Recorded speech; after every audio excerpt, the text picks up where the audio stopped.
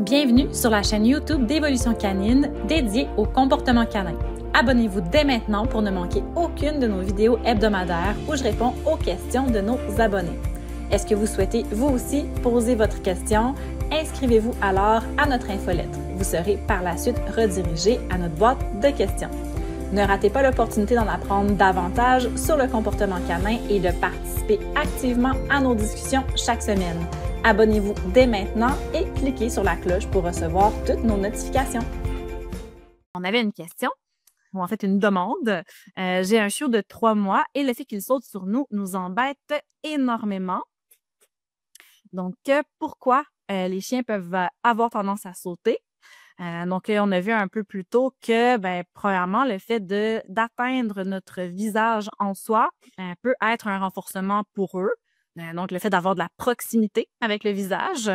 Mais par la suite, ce qu'on va aussi souvent avoir comme cause, c'est soit que le chien ou le chiot veut de l'attention ou bien qu'il y a une demande en particulier. Par exemple, il nous saute dessus, mais pas pour qu'on s'occupe de lui en tant que tel, c'est-à-dire qu'il veut pas nécessairement qu'on joue avec lui, mais c'est parce qu'il veut nous demander quelque chose. Par exemple, « Ah, j'ai envie de pipi. OK, je vais aller à l'extérieur. » Donc, à ce moment-là, de bien comprendre pourquoi notre chien saute, c'est vraiment la première étape.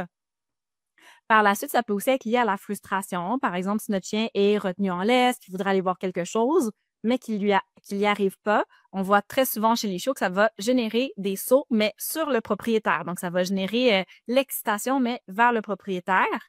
Donc, ça, c'est quand même assez fréquent. Et par la suite, ça peut aussi être une façon pour le chien de s'apaiser dans un contexte qui est stressant.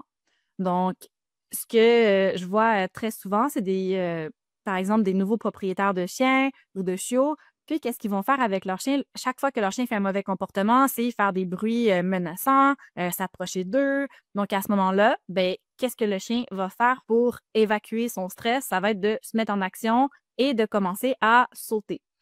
Aussi, on peut revenir un peu au comportement qu'on avait vu un peu plus tôt, ou à la cause qu'on avait vu un peu plus tôt au niveau des lèchements au niveau du visage chez les chiots. À ce moment-là, c'est un comportement aussi normal pour apaiser un autre individu, OK, qui va être utilisé par les chiots et par les chiens. Donc, à ce moment-là, étant donné qu'on est sur 2 pattes et en position verticale, ça fait en sorte que notre chien peut avoir tendance à sauter vers notre visage s'il est dans une situation qui est stressante ou si nous, on a créé une situation qui est stressante. Par la suite, un cas typique que je vais voir, c'est, par exemple, des sauts qui sont liés à l'inconfort. Donc, on vient mettre le harnais sur le chiot et le chiot, étant donné qu'il est inconfortable à cause des manipulations, encore une fois, il va se mettre à sauter. Donc, ça, c'est un exemple que je vois très souvent et on peut avoir très facilement un chiot qui viendrait sauter pour toutes ces raisons-là au cours d'une même journée. OK, ça serait définitivement possible. C'est pas parce qu'on a un chien qui produit un comportement pour une seule raison. Donc, c'est un peu comme les humains qui vont avoir je sais pas, moi, tendance à rire, on peut rire pour différentes raisons. C'est un peu la même chose aussi pour les chiens concernant leur propre comportement. Donc, comme je disais un petit peu plus tôt, dans les solutions, premièrement, il faut vraiment comprendre c'est quoi les contextes dans lesquels les sauts se produisent. Donc, est-ce que ça se produit, par exemple, quand on met son harnais? Donc là, peut-être qu'on va pouvoir trouver des solutions qui vont être un peu plus spécifiques. Est-ce que ça se produit quand on a tendance à le disputer? Donc, est-ce qu'on pourrait faire autre chose à la place de le disputer? Par exemple, le rappeler vers nous, rediriger, par exemple, ses mordiments vers autre chose. Est-ce qu'on pourrait aussi avoir tendance à mieux comprendre ses besoins? Donc, si on sait que notre chien, il a tendance à venir sauter sur nous pour demander la porte, peut-être qu'on pourrait tout simplement l'amener à l'extérieur un peu plus souvent et ça viendrait réduire les sauts. Donc, au niveau des solutions aussi, le fait de répondre aux besoins en amont, surtout si ça a rapport aux demandes d'attention. Donc, si le chiot a beaucoup d'énergie puis qu'il veut de l'interaction, il veut jouer avec nous, à ce moment-là, de prévoir des séances de jeu à différents moments dans la journée pour répondre aux besoins sans qu'il y ait besoin de nous le demander.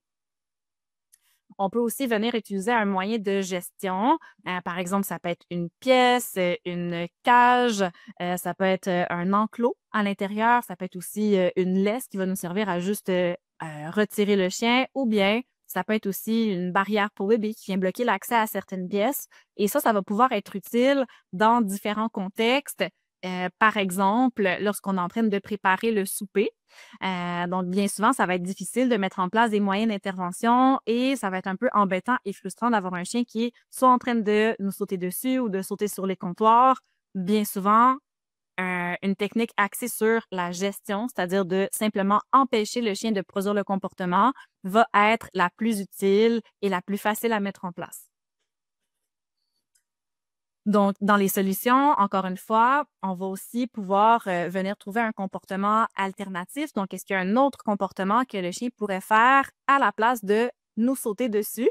Donc, si jamais il y a besoin de, par exemple, de nous demander d'aller à l'extérieur pour faire ses besoins, donc peut-être qu'on pourrait installer une clochette et lui apprendre à venir gratter avec sa patte sur la clochette pour faire ouvrir la porte de la part de l'humain. Ou bien, mais qu'est-ce qu'on pourrait faire, c'est lui apprendre d'autres comportements pour nous signifier qu'il a besoin de quelque chose. Par exemple, avec un de mes chiens qui avait tendance à m'aboyer dessus lorsqu'elle avait faim, mais ce que je lui ai appris, c'est à faire la belle à côté de moi. Donc, vraiment, le comportement de se mettre comme ça ici, donc elle est assise, puis elle se met comme ça. Et la raison pour laquelle je lui ai appris le fait de faire la belle, c'est parce que si je lui avais appris à s'asseoir pour me demander de la nourriture, ben dans les faits, mes chiens sont toujours assis autour de moi en train de me regarder. Donc, j'aurais pas remarqué que c'était spécifiquement pour obtenir de la nourriture. Donc, à ce moment-là, ben, en faisant la belle, ben, je remarque très bien que ben, c'est parce qu'elle a faim. Donc, à ce moment-là, ça me permet de lui donner son repas tout simplement. Donc, ça devient aussi un moyen de communication pour le chien. Donc, ça va aussi être apaisant pour lui. Donc, par la suite, ben, aussi, qu'est-ce qu'on peut apprendre au chien? Ben, c'est définitivement de s'asseoir très facilement lorsqu'il est en face de nous. Comme ça va nous permettre de venir réutiliser ce comportement-là si on a besoin de venir le gérer pour qu'il soit en mesure d'arrêter de sauter sur nous. Donc, on va pouvoir lui demander un assis. Par contre, ben, si on a tendance à trop faire ça et que le chien a tendance à créer ce genre de comportement-là pour avoir de l'attention, mais qu'est-ce qui pourrait se passer très facilement? Mais c'est que le chien en vienne à comprendre que ah, ben parfait, donc je saute sur maman ou papa, après on me demande un assis et je réussis à avoir plein d'interactions. Ça, c'est génial. Donc, c'est vraiment là où souvent un moyen de gestion va pouvoir être utile ou bien utiliser, surtout à la maison, des sources d'enrichissement, comme par exemple des jouets dans lesquels on va pouvoir venir mettre de la nourriture ou de la nourriture congelée avec lesquels le chien va pouvoir venir s'amuser. Donc, par la suite, ben, si on a un chien qui, par exemple, a tendance à sauter lorsqu'il est frustré, ben, ça serait peut-être de venir l'aider à gérer sa frustration, surtout en lui montrant quoi faire à la place. Donc, ça vaudrait vraiment la peine. Donc, par exemple, on peut lui apprendre encore une fois à s'asseoir, on peut lui apprendre à se coucher, par exemple, si c'est un chien qui, lorsqu'on est en promenade, ben, du moment où il peut pas atteindre quelque chose, ben, il revient vers nous, il veut sauter sur nous. Ben, un comportement alternatif va pouvoir nous aider à venir un peu le gérer. Ça pourrait être aussi de lui apprendre à chercher de la nourriture au sol, ce qui aurait un effet calmant. Bref, il y a plusieurs avenues qui sont possibles. Mais par contre, qu'est-ce que je conseille énormément, c'est d'apprendre à distinguer pourquoi les sauts ont lieu. Parce qu'un peu comme les mordillements chez les chiots, qui peuvent être produits pour différentes raisons, ben c'est un peu la même chose aussi pour les sauts. Et parfois, en venant appliquer la même technique pour tout, mais des fois, ça vient pas bien régler le problème initial.